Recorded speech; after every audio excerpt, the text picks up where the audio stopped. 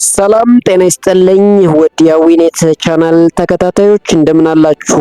ባላችሁበት ሰላማችን ይድረስ እያልን ዛሬ እውነት ለመናገር በጣም ሀዝነን በጣም በድብርት ውስጥ ሆነን ነው ይሄንን ቪዲዮ የምንሰራው። ምክንያቱም ገና ሮጣ ያልጠገበች ድንቅ ወጣት ቦኒን አጥተናል።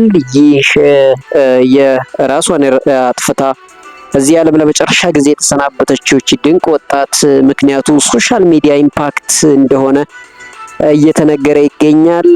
እንግዲህ እሷም ራሷን እንደምታጠፋ በሶሻል ሚዲያ ራሷ ገጽ ላይ ገልጻ ለመጨረሻ ጊዜ ይህንን ምድር ተሰናብታለች። ታዲያ በዚህን ሰዓት ብዙ ወጣቶች በዚህ በሶሻል ሚዲያ ተጽዕኖ ስር ወድቀው ራሳቸውን ሲያጡ ይታያል። ታዲያ ሶሻል ሚዲያ ምን ያህል ተጽዕኖ እያደረሰ ነው? በ24 በ25 በ26 ጥናቶች ምን ይላሉ?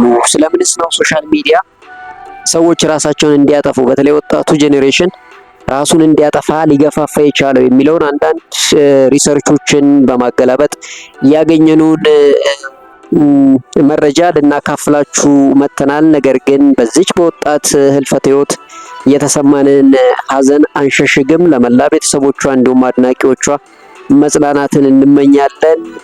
ግን ከዚህ ሞት ከሷ ሞት በስተጀርባ የተመለከትናቸው አንዳንድ ነገሮች ብዙዎቻችን በሶሻል ሚዲያ ራሳችንን ስናጋለጥ ሰዎች ለኛ ጠቃሚ ነገር ከመስጠት እኛን ከማበረታታት ይልቅ በጣም አስገራሚ በሆነ መልኩ እኛን የሚሰብር ተስፋ የሚያስቆርጥ ነገሮችን በምላሳቸው ሲናገሩ እናያለን። ከዚች እንስት ሞት በስተጀርባ በጣም አስገራሚ ነገሮች እንዳሉ የሚያሳብቁ ኮሜንቶችን አይተናል። ምክንያቱም እቺ ልጅ ህይወቷን ካጣች በኋላ እንኳን ሰዎች ምን አይነት ኮሜንት እንደጻፉ ስንመለከት በጣም የሚያሳዝንና ብዙ ሰዎች መንገድ ላይ እንዳሉና ህይወታችን በብዙ ክፉ ሰዎች ሁሉ የታጠረ መሆኑን እና የቃላት ከባድ መርዛማነትንም የታዘብንበትን አውድ አሳልፈናል። ታዲያ ብዙዎቻችን ለሰዎች ኮመንት ስንሰጥ ለሰዎች ሀሳብ ስንሰጥ ቢያንስ ማበረታታት ካልቻል ዝም ማለት ምንድን ነው የወሰደብን? ስለምንስ ይህን ያህል ጨካኞች ልንሆን ቻል? ስለምንስ ምላሳችን ለበጎ ከመዘርጋት ይልቅ ለክፋት እንዴት ይፈጥናል የሚለውን ታዝበናል። ግን ያም ሆነ ብዙዎቻችን ራሳችንን ወደ ሶሻል ሚዲያው ስናመጣ ምንድነው ማድረግ ያለብን? ምን አይነት ነገሮች ሊገጥሙን ይችላሉ? ቢገጥሙንስ እንዴት ልናልፋቸው እንችላለን? የሚለው ላይ በጣም ጠንክረን የማንሰራ ከሆነ በተለይ በዚህ ሰዓት ሶሻል ሚዲያው ከጥይት ወይም ደግሞ ከሌሎች ነፍሰ በላ የበለጠ ወጣቶችን እየበላ እንዳለ እና ሊበላ እንደሚችልም ብዙ ፍንጮችን የሚያሳይ ታሪክ ነው እና እቺ ወጣት ልጅ ምናልባት ራሷን ያጠፋችበት ምክንያት በግልጽ ይሄ ነው ባይባልም ግን በሶሻል ሚዲያ የሚደርስባት ትችት፣ የሚደርስባት ነቀፋ፣ የሚደርስባት የሰዎች ምላስ እንደሆነ ምልክት የሚሰጡ ነገሮች አይተናል። ይህም በተጨባጭ ማረጋገጫው እሷ ካለፈች በኋላ የተሰጡ አንዳንድ ኮመንቶች ናቸው። ምን አይነት ኮመንቶች ተሰጡ የሚለውን እስኪ እንያቸው። እንግዲህ እቺ ድንቅ ወጣት እኔ ከዚህ በኋላ እቺን ምድር መሰናበቴ ነው፣ ይበቃኛል፣ እናንተ እስካሁን የበደልኳችሁ ይቅርታ አርጉልኝ፣ እኔም ይቅር ብያችኋለሁ ብላ ራሷን ካጠፋች በኋላ ብዙ ሰዎች የጻፉት ኮመንቶች የሚያሳዩት እንግዲህ አብዛኞቹ በጣም አስቸጋሪ ሁኔታ ውስጥ እንዳሉና በዚህ በሶሻል ሚዲያ ተጽዕኖ ስር ወድቀው ራሳቸውን ለማጥፋት መንገድ ላይ እንዳሉ ሁሉ የሚናገሩ ኮመንቶች ሰዎች ከርህራሄ ይልቅ ጭራሽ የባሰ የሚያበረታታ ነገር እንደሚያደርጉ እንደውም ጭራሽ ፈጥና እንድትወስን የሚያነሳሱ መልእክቶችን ሲያጋሩ እንደቆዩ ይናገራል። ለምሳሌ እኔም ቀን እየጠበቅኩ ነው የሚሉ ኮሜንቶች፣ እኔም በቅርብ ቀን የሚሉ ኮሜንቶች፣ በረከትሽ ይደርብን የሚሉ ኮሜንቶች፣ እንዳንቺ የውሳኔ ሰው ያድርገኝ የሚሉ ኮሜንቶች፣ እኔም እከተልሻለሁ የሚሉ ኮሜንቶች፣ እንዲህ ያሉ አስተያየቶች እንግዲህ ምን ያክል እንደተጨካከንና ብዙዎቻችን አሁንም በጣም ራሳችንን ሆነን ሳይሆን በጣም አደገኛ ሁኔታ ውስጥ እንዳለን የሚያሳይ ነው ማለት ነው። ቢያንስ ሰው ልጅ እንዴት በሞት ይህን ያክል ይዘብታል ወይም ይቀልዳል?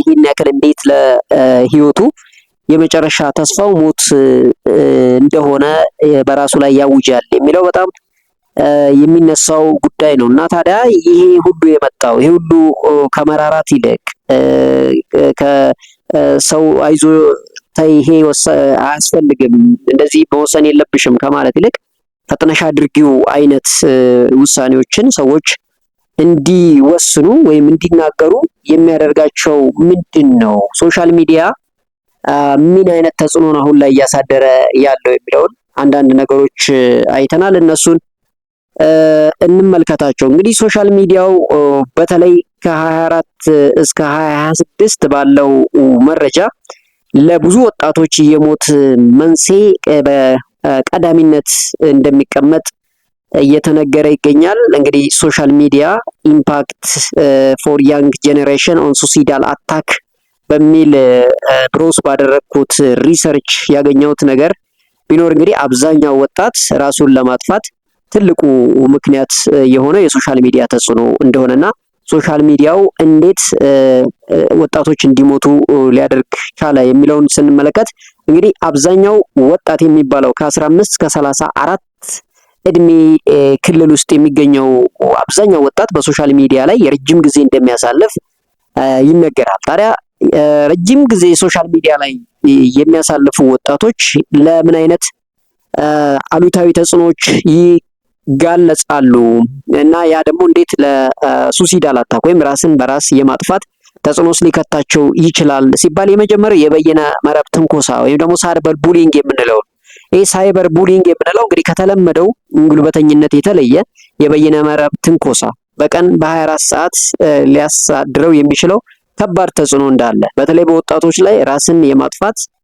ሐሳብ እንዲጨምር የሚያደርግ ምልክቶችን በቀጥታ ግንኙነት እንዳለው ይነገራል ማለት ነው። ወጣቶች ብዙ ጊዜ ራሳቸውን በሶሻል ሚዲያ ረጅም ጊዜ ሲያሳልፉ የተለያየ ነገሮችን ይመለከታሉ፣ የተለያየ የሰዎችን ህይወት ያሉ በዛን ጊዜ ኮምፓሪዥን ውስጥ ይገባሉ። ስለዚህ እነሱ ያሉበትን ህይወት ይጠሉትና ይሄ ምን አይነት ህይወት ነው ከዚህ ከመኖር ራሴም ባጠፋ ይሻለኛል ብለው ራሳቸውን ወደ ጭንቀት ውስጥ ስለሚከቱ ያ ሱሲዳል አታክ ወይም ራስን ወደ በራስ የማጥፋት ተጽዕኖን ከፍ ከሚያደርገው አንዱ እንደሆነ ይነገራል። ሁለተኛው የአልጎሪዝም ተጽዕኖ ነው። እንግዲህ የአልጎሪዝም ተጽዕኖ ስንል ማህበራዊ ሚዲያ ተጠቃሚዎች ለረጅም ጊዜ እንዲቆዩ ለማድረግ የሚጠቀሙባቸው አልጎሪዝሞች አሉ። እነኚህ አልጎሪዝሞች ሶሻል ሚዲያው ላይ ሰዎች ወደ ጨለምተኝነት ወይም ደግሞ የጨለማ ሀሳቦችን ራስን የመጉዳት ወደሚያበረታቱ ቪዲዮዎች ወይም ፎረሞች እንዲመለከቱ ያደርጋል ማለት ነው። ስለዚህ ሰዎች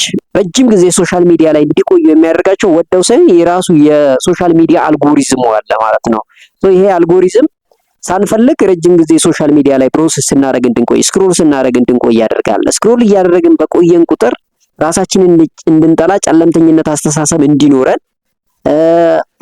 ራስን መጉዳት የሚያበረታቱ ቪዲዮዎችን እንድንመለከት የሚያደርጉ ነገሮች አሉ ማለት ነው። ስለዚህ ይሄ የራሱ የሶሻል ሚዲያ አልጎሪዝም የሚያመጣው ጉዳይ እንደሆነ ሌላው ከሌሎች ጋር ራስን የማወዳደር ውስጥ ወጥመድ የሚያዘጋጅልን ሁኔታ አለ። አንዳንዴ በሶሻል ሚዲያ ላይ ስናየው ብዙ ተከታዮች አላቸው በሶሻል ሚዲያ ላይ ብዙ ገንዘብን የሚሰበስቡ እየመሰለንና እኛ ራሳችንን ከነሱ ጋር አወዳድረን ራሳችንን እንድንጠላ የኔ ህይወት ከነሱ አንጻር ምንድነው ምኑ ጋር ነው ስለዚህ ምን አደርጋለሁ ብለን ራሳችንን እንድንለይ በራስ መተማመናችን ስሜት እንዲቀንስ ብቸኝነትን እንድንመርጥ በራስ ህይወት አለመርካት እንዲኖረን ያደርጋል ማለት ሰው በራሱ ህይወት አለመርካት ሲኖር ራስን ማግለል ሲያበዛ ምን ያደርጋል ማለት ነው ወደ ዲፕሬሽን አንዛይቲ የምንለው ሳይኪክ ዲስኦርደር ወደምንለው ያመራል ማለት ነው። ያ ደግሞ በቀጥተኝነት ወደ ራስን ማጥፋት እንድንሄድ የሚያደርገን አንዱና ትልቁ ምክንያት ነው ማለት ነው። ሌላው የሰው ሰራሽ አስተውሎት ኤአይ ስጋቶች አሉ። በቅርብ ዓመታት ከ25 26 ውስጥ የታዩ አዲስ ስጋት አንዳንድ የኤአይ ቻት ቦቶች ሳይታሰቡ ራስን መጉዳት የሚያበረታቱ ምክንያቶች መስጠታቸው ይሄ በራሱ ሌላ ሰዎች በራሳቸው ህይወታቸውን እንዲያጠፉ ከሚያደርጉ ምክንያቶች አንዱ ነው። በሌላ በኩል በማህበራዊ ሚዲያ እንግዲህ ለዘመናዊ የራስ ማጥፋት መከላከያ ስራዎች አስፈላጊ መሆናቸው እየተነገረ ይገኛል። እንግዲህ ማህበራዊ ድጋፍ ማድረግ አሁን ሰዎች ብዙ ጊዜ ራሴን እንዲህ ላደርግ ነው፣ በቃ ዓለም በቃኝ፣ ዓለም መቆየት ምን ዋጋ አለው፣ ከዚህ በኋላ መሰናበት አለብኝ ሲሉ ሰዎች እነሱን ከማገዝ ይልቅ ቅድም እንዳየነው የማይሆን ጭራሹኑ ራሳቸውን እንዲያጠፉ የሚያበረታታ መልእክቶችን ያጋራሉ። ያ ደግሞ ሰዎች ውሳኔያቸውን ልክ እንደሆኑ እንዲያስቡ ያደርጋልና እንዲህ ያሉ መልእክቶችን ከማጋራት መቆጠብ፣ ማህበራዊ ድጋፍ መስጠት፣ ሶሻል ሚዲያ ማኔጅመንት ላይ ትልቅ ስራ መስራት፣ የባለቤተኝነት ስሜት መፍጠር፣ ይሄ ትልቁ ሶሻል ሚዲያ ተጽዕኖን እንድናቋቋም የሚያደርገው መንገድ ነው። ሌላው ቅድመ ምርመራ ነው። እንግዲህ አዳዲስ የቴክኖሎጂ የአንድን ሰው የማህበራዊ ሚዲያ አጠቃቀም ሁኔታ፣ የቃላት አጠቃቀም፣ የፖስቶች ድግግሞሽ በማጥናት ራስን የማጥፋት ስጋት ያለባቸውን ሰዎች ቀድሞ በመለየት እንዲረዱ ማድረግ። ምክንያቱም ሰዎች የሚጽፉት ኮመንትን ነው የሚመስሉት ብዙ ጊዜ። ለምን ብዙ ጊዜ የማይሆን ኮመንት የሚጽፉ ሰዎች ያሉበት ሁኔታ በጣም አደገኛ ሁኔታ ውስጥ እንደሆኑ፣ በተጽዕኖ ስር እንዳሉ ያሳያል እና ያንን ያሉ ሰዎችን ቶሎ ብሎ ማገዝ፣ መርዳት፣ መደገፍ፣ አይዞህ ማለት እንጂ ራሱን የበለጠ እንዲጎዳ ማድረግ አላስፈላጊ እንደሆነ ይነገራል። ቅድመ ምርመራ ቢደረግ የቴክኖሎጂ አጠቃቀማችን ማኔጅመንቱ ቢታይ ጥሩ ይሆናል። የአደጋ ጊዜ ድጋፍ ብዙ መድረኮች አሁን ላይ ተጠቃሚዎች አንዳንድ ቁልፍ ቃላትን ሲፈልጉ በቀጥታ ወደ የድጋፍ መስመሮች የደወሉ እንግዲህ እርዳታ የሚያገኙበት ግንዛቤ የሚፈጠርላቸው አጋጣሚ ይፈጠራልና በዛ አውድ ሶሻል ሚዲያ ተጽዕኖን ማኔጅ ማድረግ መቀነስ የማንችል ከሆነ ሶሻል ሚዲያው ከምንም በላይ በዚህ ሰዓት ላይ ገዳይ እንደሆነ ከመርዝ ከጥይት በላይ ሰዎችን እያጠቃ እንዳለና ብዙ ወጣቶች ራሳቸውን ለሱሲዳል አታክ ኤክስፖዝድ እንደሚያደርጉ ይነገራል። አብዛኛው ከ15 ከ34 ዓመት የሚገኘው ወጣት በተለይ እያደጉ ባሉ ሀገራት ላይ በጣም አደገኛ እንደሆነ ከ2024 ጀምሮ ያሉ ጥናቶች ያሳያሉ። በአንዳንድ ሀገራት ውስጥ ቢያንስ የሱሲዳል አታክ በሶሻል ሚዲያ ምክንያት እየቀነሰ ያለበት አለ። ባደጉ ሀገራት ለምሳሌ በ2024 ብቻ በ4% ቀንሰዋል የሶሻል ሚዲያ ኢምፓክት ማለት ነው። በተለያየ ቴክኒኮች በመጠቀም ቅድም ባልናቸው መንገዶች ሶሻል ሚዲያ ኢምፓክትን ሲቀንሱ ይታያል ማለት ነው። ነገር ግን እንደኛ ሀገር ባሉ ሁኔታዎች ብዙ ወጣቶች ስክሮል ሲያደርጉ በሚታዩበት ብዙ ወጣቶች ቀጥታ ሶሻል ሚዲያ ላይ ወጥተው ባህላችንን ወጋችንን በማይጠብቅ ቃላት የሚመጻደቁበት ሀገር ውስጥ የሶሻል ሚዲያ ተጽዕኖ ከዚህም በላይ ሊሰፋ እንደሚችል እና ብዙ ሰዎች ራሳቸውን ለማጥፋት መንገድ ላይ እንዳሉ የሚያሳይበት ሁኔታ ተፈጥሯል ማለት ነው። ስለዚህ ውድ የቻናላችን ተከታታዮች ቢያንስ ሰዎችን መርዳት ማገዝ ባንችል እንኳን በምላሳችን ሰዎችን ከመጉዳት ዝምታን በመምረጥ የሶሻል ሚዲያን ኢምፓክት መቀነስ እንዳለብን ከዚች ወጣት ልጅ መማር ያለብን ይመስለኛል። ስለዚህ ብዙዎቻችን ለሰዎች ኮመንት ስንሰጥ ምን አይነት ኮመንት ነው የምንሰጠው፣ ትርጉሙስ ምን ሊሆን ይችላል የሚለውን የቃላቶቻችንን በደንብ በተገደበ በተመረመረ ሁኔታ መናገር እንዳለብን ልናውቅ ያስፈልጋል። ሌላው ብዙዎቻችን የራሳችንን ፐርሰናሊቲ የራሳችንን ሚስጥር ወደ ማህበራዊ እያወጣን ለተጽዕኖ ስንጋለጥ ይታያል። ስለዚህ ሶሻል ሚዲያ ላይ የግል ጉዳይ ባይወጣ ብዙዎቻችን የራሳችንን ሚስጥር ባናባክን፣ አግብተሃል ካገባህ ስለአንተ ትዳር ሶሻል ሚዲያ ላይ ማውጣቱ ምንድነው ጥቅሙ? ጥሩ ስራ አግኝታል፣ ስለዚህ ስለ ጥሩ ስራ ሶሻል ሚዲያ ላይ ወጥተህ መመጻደቁ አስፈላጊ እንዳልሆነ ብዙዎቻችን በራሳችን በምናመጣው ጦስ ራሳችንን ስናጣ ስለሚታይ ነው። ስለዚህ ዝም ማለትን መልመድ በጣም አስፈላጊው ነገር እንደሆነ በዚህ በሶሻል ሚዲያ ላይ ልናውቅ ያስፈልጋል ማለት ነው። አብዛኛው ነገሮቻችን ኮሚኒኬሽኖቻችን ፐርሰናል ላይፋችን በተለይ ሶሻል ሚዲያ ላይ ወጥቶ ለሰዎች መነጋገሪያ ሊሆን አይገባም። ለምን ሰዎች እኛ ራሳችንን ከምናውቀው በላይ ስለኛ ሲናገሩ እኛ ደግሞ ቶሎ ብለን በእነኛ ሰዎች ሐሳብ ስንስማማ ሁሉ ይታያል። ይሄ እንግዲህ ያው የሰይጣንም ፈተና ነውና ሰዎች ሲናገሩ እንደዚህ ልክ ናቸው ብለን እንድናስብ ሁሉ እያደረገን ይገኛል ማለት። ስለዚህ ሰዎች ለሚሰጡት ኮመንት ትርጉም የምንሰጥበት ሁኔታ እየተፈጠረ ባለበት በዚህ ቅጽበት የራሳችንን አውጥተን ለገበያ ማቅረብ አስፈላጊ እንዳልሆነ ልናውቅ ያስፈልጋል ማለት ነው። እንግዲህ እንዲህ ያደረግን ሶሻል ሚዲያው ማኔጅ የማናደርገው ከሆነ በጣም አደገኛ ክስተቶች በሀገራችን እንደሚፈጠሩ ምንም ጥርጥር የለውም። ስለዚህ ሁልጊዜም ቢሆን የሶሻል ሚዲያ ማኔጅመንታችን አጠቃቀማችን የጊዜ ሰሌዳችን በጣም የተገደበ ሊሆን ያስፈልጋል። ወደ ሶሻል ሚዲያው በተለይ ወተን ስራ መስራት የምንፈልግ ብዙ ሰዎች ሊመጣብን የሚችለውን መራራ እውነት ተቀብለን ማንገባ ከሆነ እንደዚህ ያሉ አደገኛ ነገሮች ሊገጥሙን ይችላሉ።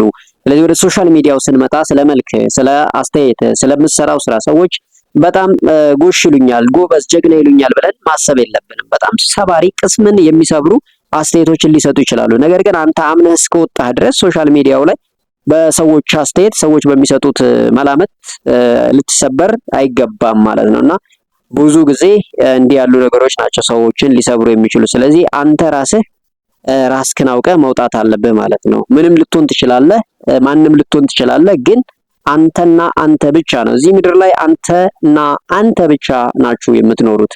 ስለዚህ አንተ የምትሰራውን ስራ ሊወቅስህም ሊቀጣህም የሚገባው አንድ አምላክ ብቻ እንጂ በሰዎች አይደለም ማለት ነው። ሰዎችን የሚጎዳ ነገር ማድረግ አስፈላጊ አይደለም። ነገር ግን ያመንክበትን ነገር በምታደርገው ነገር ግን ሰዎች ምን ይላሉ ብለህ የእነሱን ኮመንት ስክሮል በማድረግ ሌላ ደግሞ ምንድነው ሊሉ የፈለጉት ብለህ ትርጉሙን አናላይዝ ስታደርግ መቆየት ወይም ስታደርጊ መቆየት የለብህም ማለት አስፈላጊ ነው። ስለዚህ ወደ ቻናላችን ተከታታዮች አሁንም በድጋሚ በእህታችን ህልፈተ ህይወት የተሰማኝን ጥልቅ ሐዘን መናገር እፈልጋለሁ። እንግዲህ ነፍሷን በአጸደ ገነት ያስቀምጥልን፣ ለቤተሰቦቿ መጽናናትን እንዲሁም ለአድናቂዎቿም መጽናናትን እመኛለሁ። የዛሬው የሶሻል ሚዲያ ኢምፓክት በሰዎች ላይ ሰዎች ራሳቸውን በማጥፋት ሂደት ውስጥ ምን ያህል ሚና አለው የሚለው ቪዲዮ እንግዲህ እህታችንን ቦኒ መነሻ በማድረግ ያዘጋጀንላችሁ ቪዲዮ ይሄን ይመስላል። ቪዲዮውን ላይክ፣ ቻናሉን ሰብስክራይብ እንዲሁ ሌሎችም ይማሩበታል ካሰብላችሁ ካመናችሁ ሼር በማድረግ ይሄ ቪዲዮ ሌሎች ጋር ደርሰው ሰዎች ራሳቸውን ቆም ብለው እንዲያዩ እንድታደርጉበት በአክብሮት እጋብዛለሁ። እንግዲህ መልካም ቀን ብያለሁ።